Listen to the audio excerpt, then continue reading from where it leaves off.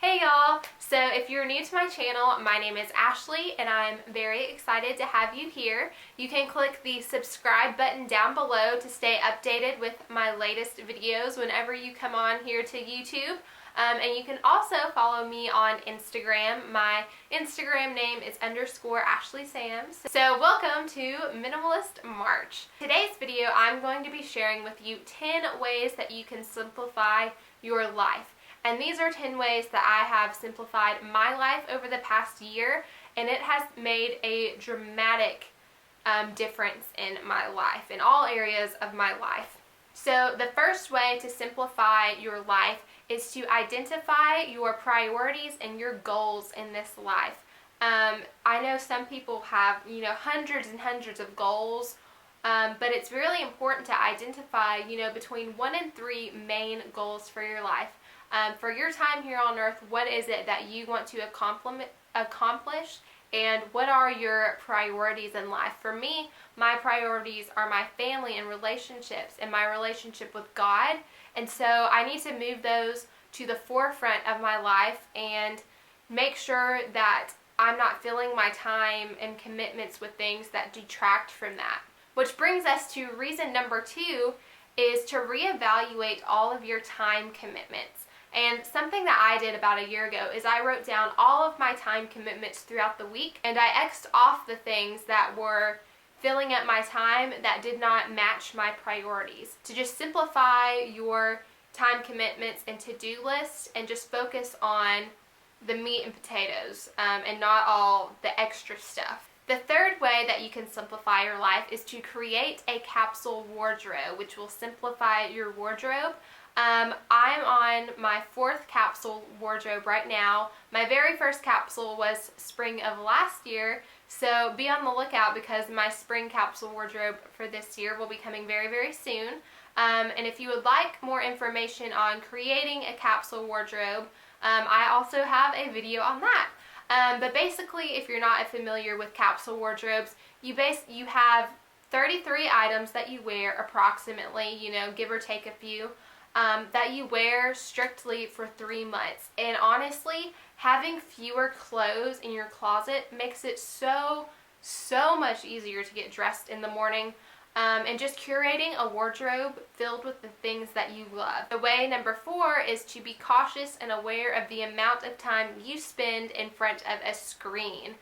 I'm definitely guilty of spending way too much time on the computer, going on Pinterest and YouTube and Facebook and everything, but just being very aware of the amount of time that you could be doing something more productive, or that you could be spending time with your family or getting important tasks done, or reading a book or listening to music or something that doesn't involve technology. I know we live in the age of technology, but it really does drain us, and I don't think we realize that. So I highly recommend just being very cautious of your screen time and setting a certain amount of time that you want to spend each day in front of the screen and sticking to that time limit or whatever. Number 5 sort of goes along with that, simplifying your social media accounts. I also have a video on this, but before simplifying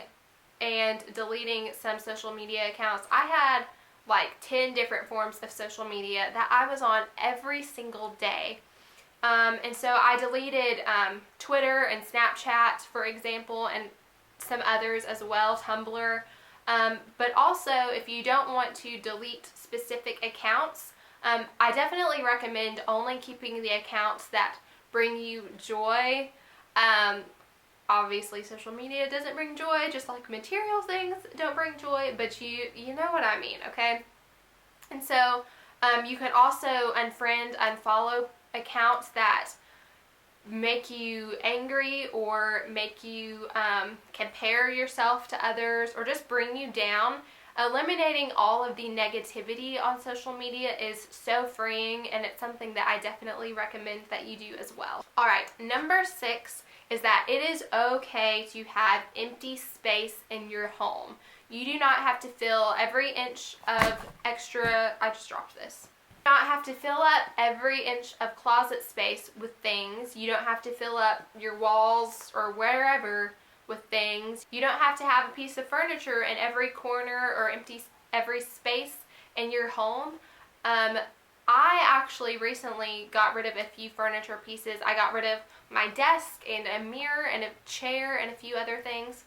And just having empty space is just so calming to me. Not being surrounded by so much physical clutter is just really relaxing to me, and I truly believe that physical clutter leads to mental clutter and stress. And so if that's something you're dealing with, I highly recommend decluttering and, letting yourself enjoy empty space in your home. Number 7 is to create a morning routine that works for you. Recently, since I started student teaching, I've had to start getting up pretty early, and in a few weeks I'm going to have to start getting up even earlier, probably at about 4:30 in the morning. In reality, I probably could sleep in till 5:30, but I like to begin my days on the right foot. I don't want to be rushing to get ready and just running out the door. So, for example, what I do, when I wake up, I make my bed, I go brush my teeth, and then I come back and I spend time in the Word or in Bible study. Right now I'm reading a little devotional every morning, and then I actually do some yoga, which is also very relaxing in the morning. And you don't have to spend, an hour doing yoga and an hour, reading or doing a Bible study. I mean, I spend probably about 20 minutes in Bible study and about 15 minutes doing yoga.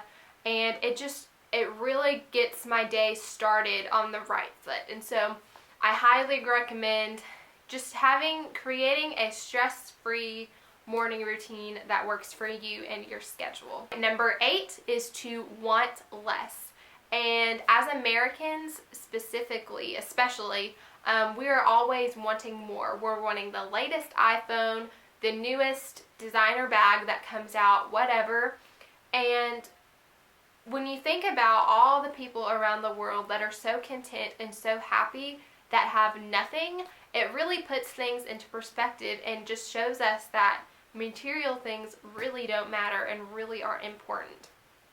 And so just starting to want less. I used to always have a running wish list of the next thing that I wanted, a certain pair of shoes or whatever, and just being content and expressing gratitude for what you have are some ways to do that. And it sounds easy, or I might be making it sound like, oh, it's easy or whatever, but it definitely takes some getting used to, and just evaluating yourself and your priorities.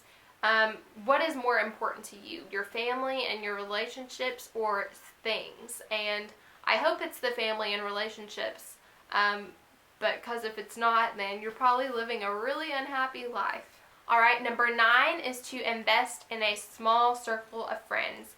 And that is something I've pretty much always done. I've never been the type of person who's liked hanging out in huge crowds of people, had tons of friends. I would rather just have a smaller circle of friends that I'm just closer with, And then the last tip is the 1 in, 1 out rule. So if you like to shop or whatever, every time you bring something into your house, I recommend getting rid of at least one thing, and that'll keep the clutter from accumulating and just getting out of control. So thank you so much for watching. I hope this video was helpful to you all. Stay tuned for some more minimalist type videos all throughout the month of March. And yeah, I hope you have a wonderful day. Please subscribe if you're not already, and I will see you in my next video. Bye!